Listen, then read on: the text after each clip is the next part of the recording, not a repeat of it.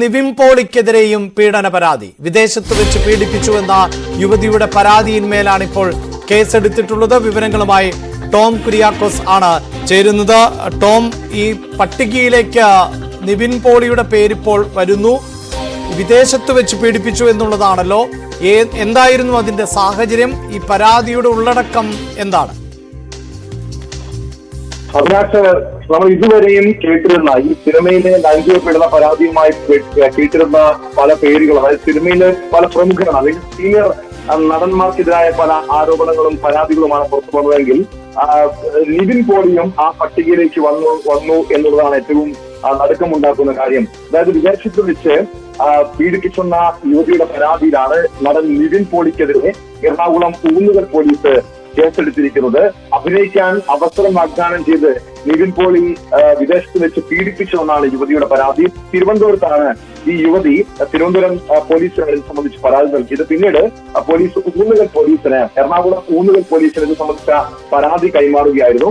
പ്രത്യേക അന്വേഷണ സംഘം ഈ കേസ് ഏറ്റെടുത്തിട്ടുള്ളത്, അന്വേഷണം ഏറ്റെടുത്തിട്ടുണ്ട്.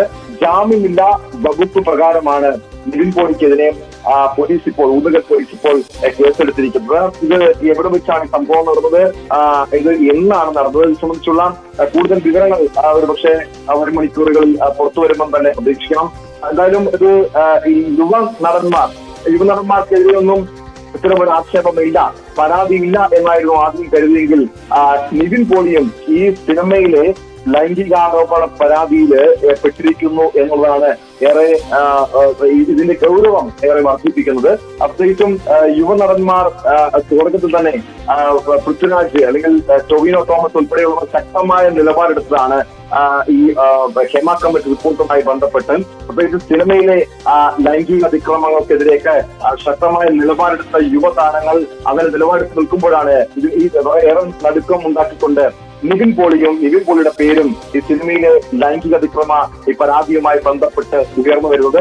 ഇത് ഈ യുവതിയിൽ നിന്നും എന്തായാലും പരാതി നൽകിയതിന്റെ അടിസ്ഥാനത്തിൽ, കേസെടുത്തതിന്റെ അടിസ്ഥാനത്തിൽ യുവതിയിൽ നിന്നും പ്രത്യേക അന്വേഷണ സംഘം ഉടൻ തന്നെ വരും ദിവസങ്ങളിൽ തന്നെ മൊഴിയെടുക്കും എന്ന് തന്നെയാണ് മനസ്സിലാക്കാൻ കഴിയുന്നതും. അഭിലാഷ്, ഒപ്പം ടോം, തീർച്ചയായും ഒരു പരാതിക്കാരിയുടെ കൂടുതൽ വിവരങ്ങൾ നമുക്ക് പങ്കുവെക്കുന്നതിന് പരിമിതികൾ ഉണ്ട്. എങ്കിൽ പോലും ഈ പരാതിക്കാരി സിനിമാ മേഖലയുമായി ബന്ധപ്പെട്ട് തന്നെ പ്രവർത്തിക്കുന്ന ആളാണ്. യുവതിയുടെ പരാതിയിലാണ് കേസ് എന്ന് പറയുമ്പോൾ അഭിലാഷ്, അങ്ങനെയാണ് ഇപ്പോൾ അറിഞ്ഞു വരുന്ന വിവരങ്ങൾ അതാണ്. കാരണം നിവിൻ പോളി തനിച്ചല്ല ഈ കേസിൽ ഉൾപ്പെട്ടിരിക്കുന്നത്. നിവിൻ പോളി ഉൾപ്പെടെ 6 പേർക്കെതിരെ ഈ യുവതി പരാതി നൽകിയിട്ടുണ്ട്. വിദേശത്ത് വെച്ച് ഒരു സിനിമയിൽ അവസരം വാഗ്ദാനം ചെയ്ത് പീഡിപ്പിച്ചുവെന്ന് ചൂണ്ടിക്കാണിച്ചുകൊണ്ട് യുവതി 6 പേർക്കെതിരെയാണ് പരാതി നൽകിയിരിക്കുന്നത്. നിവിൻ പോളി ഉൾപ്പെടെ 6 പേർക്കെതിരെ പോലീസ് ഇപ്പോൾ കേസെടുത്തിട്ടുണ്ട് എന്നാണ് മനസ്സിലാക്കാൻ കഴിയുന്നത്. ഇതിന്റെ കൂടുതൽ വിവരങ്ങൾ ലഭ്യമാകുന്നതേ ഉള്ളൂ. എറണാകുളം ഊന്നുകൽ പോലീസാണ് കേസെടുത്തിരിക്കുന്നത്. ഇതിന്റെ കേസെടുത്തതിന് ശേഷം, അതായത് ജാമ്യമില്ലാ വകുപ്പ് പ്രകാരമാണ് കേസ്. ഇതിന്റെ അന്വേഷണം ഇനിയും SIT ഏറ്റെടുക്കും. പ്രത്യേക അന്വേഷണ സംഘം വരും ദിവസങ്ങൾ തന്നെ യുവതിയിൽ നിന്ന് മൊഴി രേഖപ്പെടുത്തും. നിവിൻ പോളിയെ കൂടാതെ മറ്റാരൊക്കെ പട്ടികയിലുണ്ട്, ആർക്കെതിരെയൊക്കെ പരാതിയുണ്ട്, കേസുണ്ട് തുടങ്ങിയ വിവരങ്ങൾ, ഒരുപക്ഷെ കൂടുതൽ വിവരങ്ങൾ ലഭ്യമാകേണ്ടിയിരിക്കുന്നു. എന്തായാലും ഈ നേരത്തെ ഈ ലൈംഗിക അതിക്രമ പരാതിയിൽ സിദ്ദിഖ്, മുകേഷ്, ജയസൂര്യ, മണിയൻ പിള്ളരാജ്, ഇടവേള ബാബു, ബാബുരാജ് ഉൾപ്പെടെയുള്ളവരാണ് കുടുങ്ങിയതെങ്കിൽ ഇപ്പോൾ നിവിൻ പോളി കൂടി ഈ പട്ടികയിലേക്ക് വരുന്നു.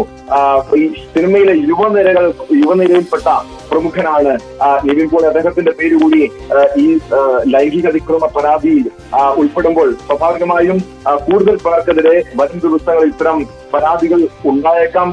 പല നടിമാരും ഇത്തരം തുറന്ന വസ്ത്രമായി വെളിപ്പെടുത്തലുമായി പരാതിയുമായി പോലീസിനെ സമീപിക്കാനുള്ള സാധ്യതയുമുണ്ട്. അഭിലാഷ്, അതായത് ഇപ്പോഴത്തെ ഒരു സാഹചര്യത്തിൽ ഈ പരാതി എവിടെയാണെങ്കിൽ പോലും ഇത് പ്രധാനമായും ഈ പ്രത്യേക അന്വേഷണ സംഘത്തിലേക്ക് തന്നെ എത്തുന്ന സാഹചര്യമല്ലേ ഉണ്ടാകുന്നത്?